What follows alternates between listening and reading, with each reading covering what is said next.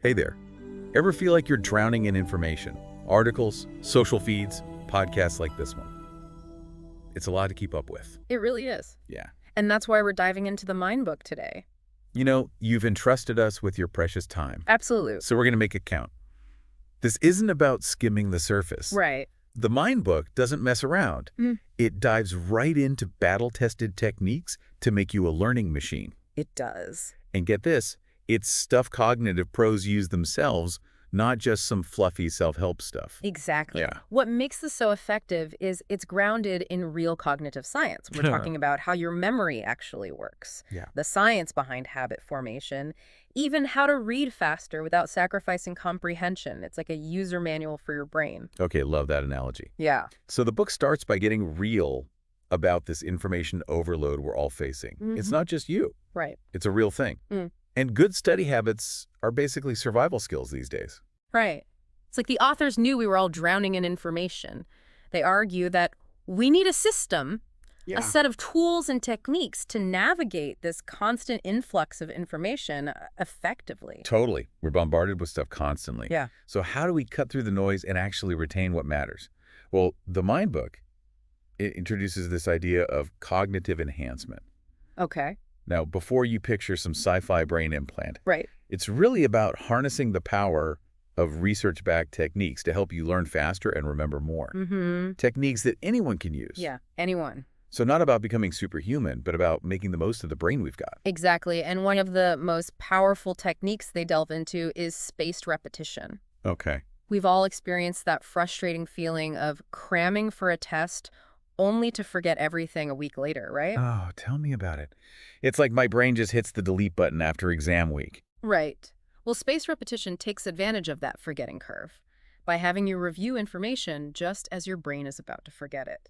This forces your brain to work harder to recall the information, which actually strengthens the memory and makes it stick for the long haul. So it's like tricking my brain into thinking the information is actually important because I keep coming back to it. I like it. Exactly. And the best part is it's not just about boring old flashcards. We'll get into more creative and effective ways to use spaced repetition later on. Ooh, can't wait. Now, this next part really resonated with me because, let's be real, my workspace is usually the opposite of a Zen garden. Right. But the book talks about this idea of creating a study sanctuary, Yeah. an environment that actually supports your learning. Everything from minimizing distractions to the type of lighting we use can impact our focus and retention. Absolutely. It's like those days when you sit down to work and you've suddenly got the urge to reorganize your entire desk drawer. Right. And then there are the digital distractions. Oh, yeah. The book emphasizes the importance of creating boundaries with technology. Okay. Turning off notifications, silencing your phone. Or even just putting it in another room. Yes. Out of sight, out of mind, right? Exactly. And you know what else they talk about? Sound. Okay. And not just any sound. Okay. Specific types of noise that can actually enhance focus. Wait, really? Is this like some kind of brainwave magic? It's fascinating. I need to hear more about this. We'll dive into it later, but the science behind how auditory input can impact brainwaves and attention is fascinating. Okay. It's not just about blocking out distractions, it's about creating the optimal auditory environment for learning. Okay, that is so cool. I'm already rethinking my whole study playlist. Now, let's talk about habits, because I think we've all been sucked into the procrastination vortex at some point. I know I have. Oh, absolutely. Yeah. And the Mind Book breaks down this concept of the habit loop, a 3-part cycle that explains how habits form and how we can rewire them. Okay, so walk us through it. What are the 3 parts? First, you have the cue. Okay. This is the trigger that sets the habit in motion. Okay. It could be anything. That 3 p.m. slump, seeing your phone light up, even just walking into a certain room. Oh, I can definitely relate to that. My cue for procrastination is usually the clock hitting 3 p.m. Okay. It's like my brain just decides it's time for a break, even if I'm in the middle of something. Right, and that's where the second part comes in, the routine. Okay. This is the habit itself, the action you take in response to the cue. Okay. So in your case, that 3 p.m. slump might lead to you reaching for another cup of coffee. When it should be reaching for my notes, right? Yeah. I'm seeing the pattern here. Exactly. The key is to become aware of those routines and start replacing them with ones that support your goals. Okay.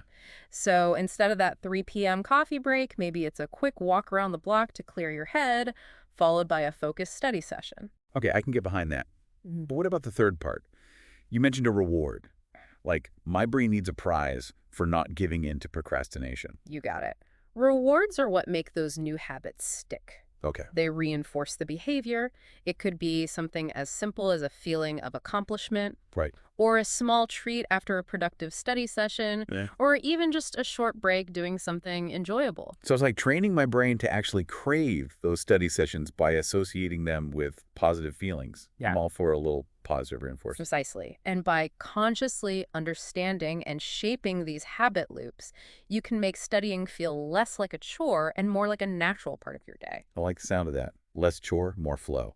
Now, speaking of flow, let's talk about reading. Okay. The Mind Book dives into two main approaches, Mm, speed reading and deep reading. it does. And this isn't about declaring one approach superior. It's about you having both tools in your kit. That's right. Think about it. Skimming a news article before a meeting requires a different mindset than, say, really absorbing a research paper for your job.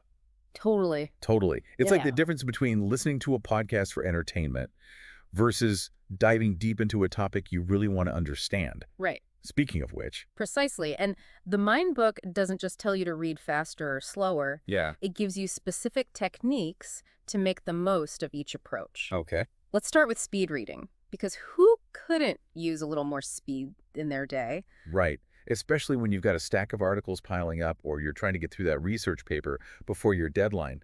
So how do we actually speed things up without just skimming and missing the important stuff? Well, remember how we talked about that inner voice that reads along with us, subvocalization? Uh-huh. The book suggests some interesting exercises to quiet that voice and train your eyes to move faster across the page. Yeah, I remember that. It's like I've got a narrator stuck in my head, slowing me down. Exactly. One technique they suggest is using a visual guide, like your finger or a pen, Okay. to trace along the lines of text as you read. Okay. It's a simple trick, Right. but it helps to train your eyes to move more quickly and break the habit of lingering on individual words. Interesting. Like I'm giving my eyes a little workout, pushing them to go faster. So it's not just about reading faster, but also about training my eyes to process the information more efficiently. Exactly. And another fascinating exercise the book recommends is expanding your peripheral vision. Wait, I thought peripheral vision was just for noticing things out of the corner of my eye, not for actually reading. You'd be surprised. While your central vision is sharper, Okay. your peripheral vision can still take in information. Okay. By training it, you can actually see more words on the page at a glance, which naturally speeds up your reading. Wow, that's amazing. It's like I've got untapped reading potential just waiting to be unlocked. So how do I actually go about training my peripheral vision to work for me like that? The book suggests a few simple exercises. One is to focus on a central point, Yeah. and then try to identify words or letters that are further out to the sides, Right. gradually expanding your field of vision. You can also practice by reading narrow columns of text, gradually increasing the width as your peripheral vision improves. Okay, so it's all about pushing those boundaries, expanding what my eyes can take in at once. I'm actually kind of excited to try these out. Now, what about deep reading? Because I have a feeling this is where things get a little more thoughtful. You could say that deep reading is all about slowing down, engaging with the material on a deeper level, Yeah. and really absorbing those nuanced meanings and connections. It's about understanding and remembering, Right. not just getting to the end of the chapter. Right. It's like the difference between tasting a fine wine and just chugging it down. And speaking of savoring the experience. The book emphasizes the importance of active reading. Okay. It's about having a conversation with the text, not just passively consuming it. Okay, so what does it actually mean to be an active reader? Okay. I mean, I'm already holding the book and turning the pages. Think of it like this. When you're passively reading, Yeah. the information tends to go in one ear and out the other. Right. Active reading is about asking questions as you go, making notes in the margins, Okay. summarizing sections in your own words, Right. anything that forces you to engage with the material on a deeper level. So it's like highlighting, but with more brain power involved. Exactly. You're not just highlighting important passages. Right. You're creating those mental hooks that make the information stick. Right. Remember those neural pathways we talked about? Yes. Active reading is like building a superhighway for those pathways, Okay. making it easier for your brain to access and retrieve that information later on. That makes a lot of sense. It's like the difference between watching a documentary and having a discussion about it afterwards. If you really want to understand and remember something, you have to engage with it. Exactly. And The Mind book lays out a really helpful framework for active reading called the SQ3R method. Okay. It stands for survey, question, read, recite, review. Okay, that's quite a mouthful. It is. Break down those steps for me. Sure. Survey means taking a quick scan of the material before you start reading. Okay. Skim the headings, the subheadings, Okay. any bolded text. Right. This gives you a roadmap of what's to come and helps you to mentally prepare for the information. So it's like looking at a map before you set out on a road trip. You want to know where you're going before you just start driving. Exactly. Then you move on to the question phase. Okay. This is where you come up with questions about what you want to learn from the text. So before I even start reading, I should be thinking about what I want to get out of it. Yes, That's interesting. I usually just dive right in. most people do. But formulating questions beforehand actually primes your brain to look for those answers as you read, Huh. which keeps you more engaged and helps you retain the information. Then, of course, comes the read part, where you actually dive into the text, actively looking for the answers to those questions you posed. Okay, so it's like turning the whole thing into a little investigation. I'm already feeling more engaged. And that's the point. Now, once you finish reading, it's time to recite. Okay. I'm hoping this doesn't involve an actual stage and a microphone No. because I'm fresh out of rehearsal time. No worries, it's much simpler than that. Recite means putting the book down and trying to explain what you've just read in your own words. You can do this to yourself, Okay. to a friend, or even to your pet. So it's like a self-test, Yes, making sure I actually understood what I just read. precisely. And it's incredibly effective. By forcing yourself to retrieve the information from your memory, you're solidifying those neural connections. It's like hitting the save button on a document, making sure it doesn't disappear. Exactly. And finally, we have review. Exactly. This is where you go back over the material, check your notes, and make sure you've absorbed the key points. Think of it as a final check to make sure those memories are locked in. That makes a lot of sense. I often rush through that review stage, but I can see how it's crucial for solidifying those memories. It is. So we've got speed reading and deep reading covered. Yes. What other mind-enhancing goodies does the Mind book have in store for us? Well, next up is something we touched on earlier. Memory palaces. It sounds a little fantastical, I know. Okay, yes, it does sound a bit like something out of a Sherlock Holmes novel, Yes. but intriguing nonetheless. So remind me again, how do these memory palaces actually work? The basic principle is to leverage your brain's natural spatial memory. Okay. Think of a place you know really well. Okay. Your home, a favorite childhood spot, Right. your old school. Uh-huh. This becomes your memory palace. Got it. I'm picturing my childhood treehouse right now. Okay. What's next? Then you take the information you want to remember and mentally place it in specific locations within that palace. Okay, so let's say I'm trying to memorize a shopping list. I could imagine a loaf of bread on the welcome mat of my memory palace, Okay. a carton of milk spilled on the kitchen counter. Exactly. Okay. And here's the key. Okay. The more vivid and unusual you make those images, Right. the more memorable they'll be. Okay, so instead of just a plain old loaf of bread, maybe it's a loaf of bread wearing a tiny top hat and doing the tango on my welcome mat. Now you're getting it. Okay. The point is to make it fun and memorable. Right. And the amazing thing is, once you've created those mental images, Yeah. you can simply take a mental walk through your memory palace to recall the information. That is so cool. It's like turning my brain into a video game. I'm sold. Yes. Time to start furnishing my memory palace. I have a feeling it's going to be epic. Now let's move on to another technique that's incredibly powerful, Okay. yet often underestimated. Chunking. Remember, it's about breaking down large amounts of information All right. into smaller, more manageable chunks. All right, we do this naturally with phone numbers. Yes, we do. It's much easier to remember 3 or 4 digits at a time than a long string of numbers. Exactly. Our brains are wired to remember things in chunks. Right. So instead of trying to memorize a long list of historical dates all at once, Right. you could group them by era, creating smaller, more meaningful chunks of information. So instead of bombarding my brain with a jumbled mess of dates, Right. I'm giving it a system, a way to organize and file those dates in a way that makes sense. Exactly. And the beauty of chunking is that it not only makes information easier to remember, Right. it also forces you to look for those connections, Right. which deepens your understanding of the material. I'm starting to see a pattern here.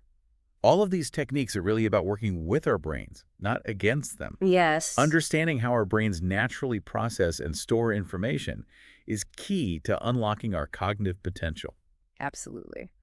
And speaking of working with our brains, let's talk about active recall. Yes.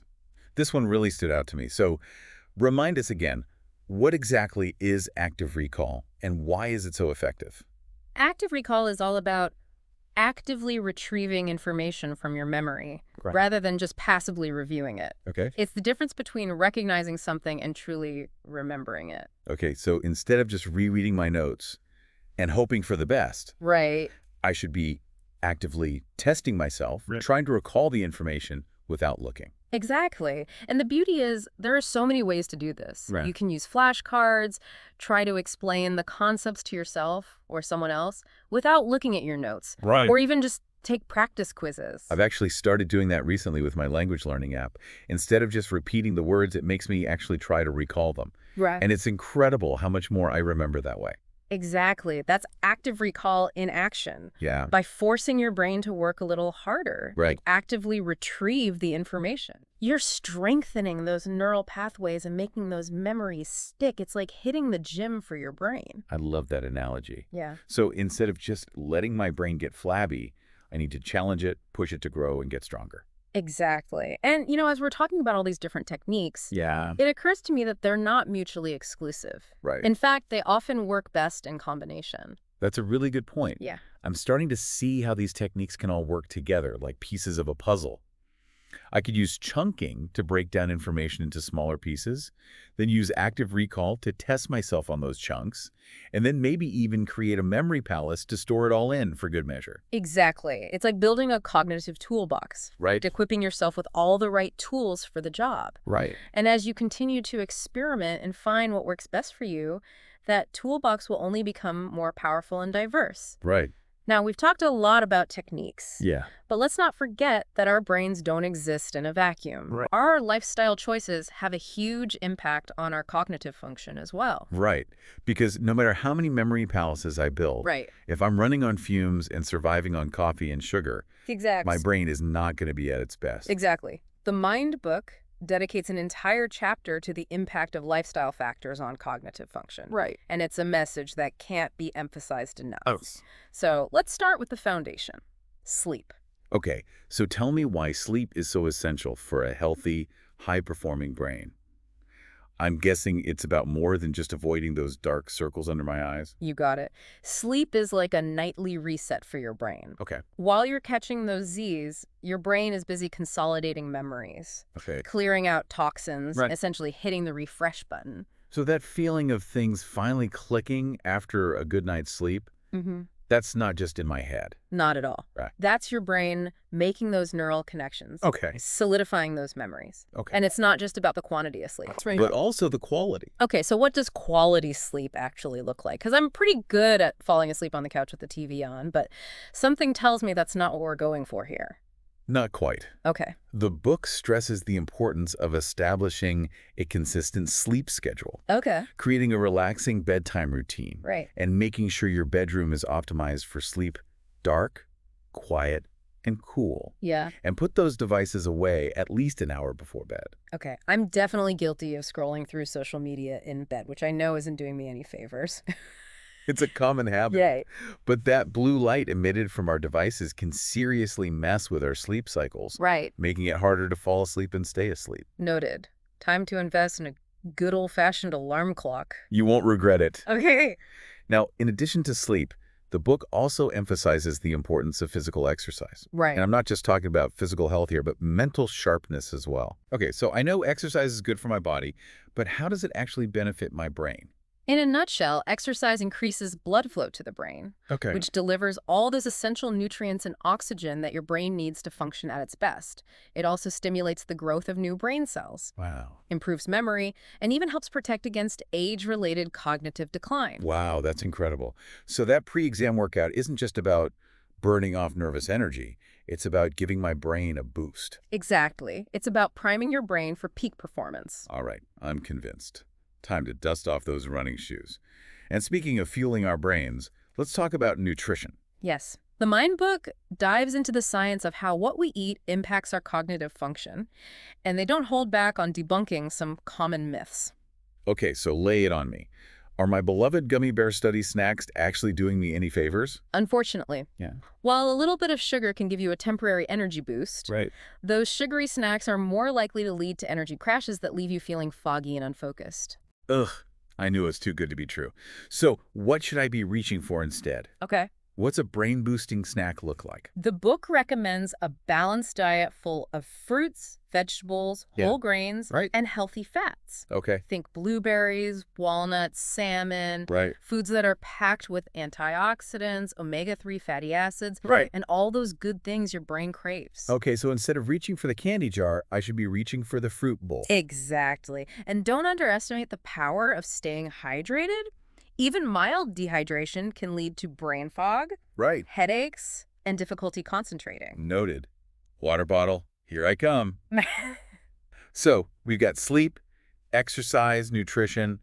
Is there anything else we need to know about creating the optimal environment for our brains to thrive? The Mind book also talks about the importance of stress management. Okay. Chronic stress can wreak havoc on our brains, Right. impacting everything from memory to decision making. That makes a lot of sense. Yeah. When I'm stressed, I feel like my brain turns to mush. Exactly. Stress triggers the release of cortisol, which can actually impair memory function Wow. and even shrink the hippocampus, a part of the brain crucial for memory formation. Wow, I had no idea stress could have such a profound impact on my brain. It's true. That's why incorporating stress-reducing activities into your routine is so important. Okay. Whether it is meditation, yoga, spending time in nature, or even just taking a few minutes to breathe deeply and relax. Right. Finding healthy ways to manage stress can have a huge impact on your cognitive well-being. I found that even just a short walk in the park can do wonders for clearing my head and reducing stress. Absolutely. It's all about finding what worked best for you, and that's something the Mind book really emphasizes, Oh, the yeah. importance of self-awareness and experimentation. Right. What works for one person might not work for another. We all have our own unique learning styles and preferences. Precisely. The book encourages us to view this as an ongoing journey of self-discovery. Right. It's about experimenting with different techniques, Right. paying attention to what works for you, and not being afraid to adjust your approach along the way. I love that. It's empowering to know that we have the ability to shape our own cognitive destinies. Absolutely. By understanding how our brains work and incorporating these evidence-based techniques and lifestyle choices, we Well, can unlock our full cognitive potential. okay, I am feeling so inspired right now. I want to go out and learn everything. That's fantastic. And you know what? That enthusiasm is contagious. Yeah. It reminds me of a story the book shares about a group of students who, Okay, you can't just leave us hanging with a story tease. What happened with these students? well, imagine this. A whole class tasked with a challenging history project, the kind that involves memorizing tons of dates and names, the stuff that makes most students want to run for the hills. They've been there, done that, still have the stress dreams. Yeah. So, what did these kids do?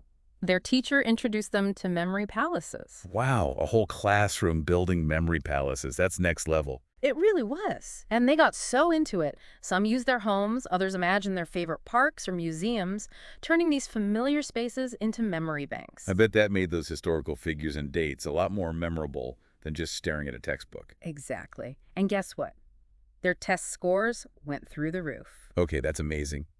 Proof that even something as ancient as a memory palace can be a game changer in today's world. It makes you realize this isn't about some innate super brain. It's about having the right tools and techniques. Couldn't agree more. The Mind book really drives home the point that anyone can enhance their cognitive abilities regardless of their starting point. It's about working with your brain, not against it. And it's not just about memorizing facts for a test, right? It's about equipping ourselves to navigate this world of information overload, to learn more effectively, to remember what matters, and to keep that sense of curiosity alive. Absolutely. It's about becoming lifelong learners, constantly seeking out new knowledge and pushing our cognitive boundaries. It's about realizing that our brains are capable of so much more than we often give them credit for. So, as our listeners get ready to dive into the Mind book themselves, what's the most important takeaway you hope they walk away with? The biggest takeaway for me is the importance of self-awareness and experimentation. What works for one person might not work for another, so it's crucial to find what resonates with you. Be curious, try different techniques, and don't be afraid to adjust your approach along the way. That's such a powerful message. It's not about finding that one-size-fits-all solution, but about becoming an active participant in your own learning journey. Exactly. There's no finish line when it comes to cognitive enhancement. It's an ongoing process of discovery and growth. This has been such an eye-opening deep dive. I'm feeling inspired to go build my own memory palace, experiment with some speed reading, and maybe even try a little meditation to keep those stress levels in check. That's fantastic. Remember, small changes can make a big difference. Absolutely. Yeah. And hey, if any of our listeners out there create a particularly epic memory palace, be sure to let us know. We'd love to hear all about it. Until next time, happy learning, everyone.